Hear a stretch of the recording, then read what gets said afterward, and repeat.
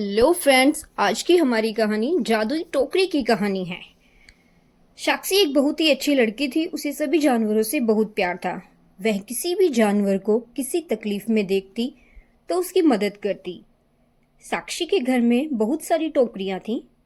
साक्षी उन टोकरियों को सजा कर रखती थी और उसके घर में उसने कुछ जानवर पाल रखे थे, जैसे कुत्ता, बिल्ली, खरगोश, तोता। वो अपने सभी जानवरों को उन टोकरियों में रखती और उनके साथ बहुत खेलती। साक्षी के घर को सब छोटा चिड़िया घर कहते थे। एक दिन साक्षी बाजार जा रही थी। रास्ते में उसे बिल्कुल छोटा सा कुत्ते का बच्चा दिखाई देता है, जिसकी अभी आंखें भी नहीं खुली होती। साक्षी जल्दी से जाकर उसे उठा लेती है और कहती है, ये कितना प्यारा है, लेकिन इसकी माँ कहीं दिखाई नहीं दे रही।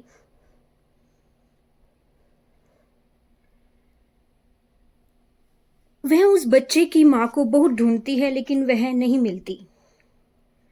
वह उसे अपने घर ले जाती है, लेकिन उसके पास उसके लिए कोई टोकरी नहीं होती। वह उसके लिए बाजार में बहुत सारी टोकरी देखती है, लेकिन उसे कोई भी टोकरी पसंद नहीं आती। वह मायूस हो जाती है और घर वापस आ रही होती है।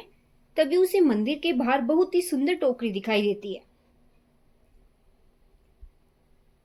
यह कितनी सुंदर टोकरी है, लेकिन इसे ऐसे कौन छोड़ गया? मैं पंडित जी से पूछकर ये टोकरी घर ले जाती हूँ।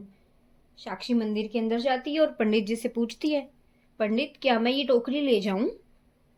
पंडित बोलता है, हाँ बिटिया, पता नहीं इसे बाहर कौन छोड़ गया, तुम ये ले जा सकती हो। साक्षी टोकरी घर ले जाती है और उसमें छोटा सा बिस्तर लगाती है और उस बच्चे को उसमें रखती है। जैसे ही वह बच्चे उस टोकरी में जाता है, वह इंसान की भाषा में बात करने लगता है और बाहर आते ही फिर से वैसा जानवर बन जाता है। साक्षी चौंक जाती है और सोचती है, ये कैसी टोकरी है? एक काम करती हूँ, किसी और जानवर को इसमें डाल देती। साक्षी अपनी बिल्ली को टोकरी में रखती है, तो बिल्ली उस टोकरी में जाते ही इंसानों की भाषा में बात करने लगती है। अब साक्षी समझ जाती है कि ये टोकरी का ही कमाल है। साक्षी उस टोकरी को संभाल कर रखती है और उस डॉगी के लिए दूसरी टोकरी तैयार करती है। लेकिन जब भी साक्षी को किसी जानवर से बात करनी होती, वह उस जादुई टोकरी में रख देती और साक्षी को बहुत अच्छा लगता। सब जानवर साक्षी को अपने मन की बात बताते। एक दिन पड़ोसी साक्षी को अपनी बिल्ली और सभी जानवरों से बात करते देखता है और सोचता है कि साक्षी के पास जो जानवर है वह बोल नहीं सकते। वे बोल सकते हैं, क्यों ना मैं इन जानवरों को चुराकर चिड़ियाघर में बेच दूं, जिससे मुझे बहुत सारे पैसे मिलेंगे, मैं अमीर हो जाऊंगा। अब पड़ोसी साक्षी के जानवर को चुराने का प्लान बनाता है और गलती से उस दिन साक्षी उस जादुई टोकरी को जानवर के पास ही भूल जाती है। अब रात को पड़ोसी चुपके से जानवरों को चुराने के लिए आता है और जैसे ही वह जानवरों को चुराने के लिए सबसे पहले बिल्ली को हाथ लगाता है, वह बिल्ली बन जाता है और उसको देखकर सारे जानवर आवाज करने लगते हैं। साक्षी भागकर वहां आती है। तुम सब इतनी तेज क्यों चिल्ला रहे हो, क्या हुआ? इतने में उसकी नजर दूसरी बिल्ली पर पड़ती है और साक्षी सोचती है, ये कहां से आई? वह उस बिल्ली को टोकरी में बैठाती है और उससे पूछती है कि वह कौन है।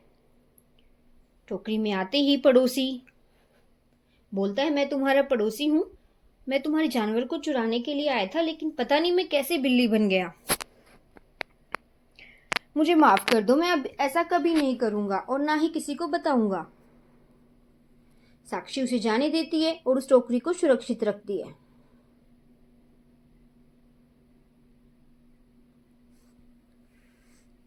तो इस कहानी से हमें क्या शिक्षा मिलती है कि हमें अगर भगवान ने हमसे कुछ अच्छा दिया है तो उसे अच्छे कार्य के लिए ही लगाना चाहिए। अपनी बुद्धि का गलत इस्तेमाल नहीं करना चाहिए। ऐसी ही मज़ेदार कहानियों के लिए मेरे चैनल को लाइक, सब्सक्राइब और शेयर कीजिए। मिलते हैं आपसे नेक्स्ट वीडियो में। तब तक के लिए जय हिंद, जय भारत।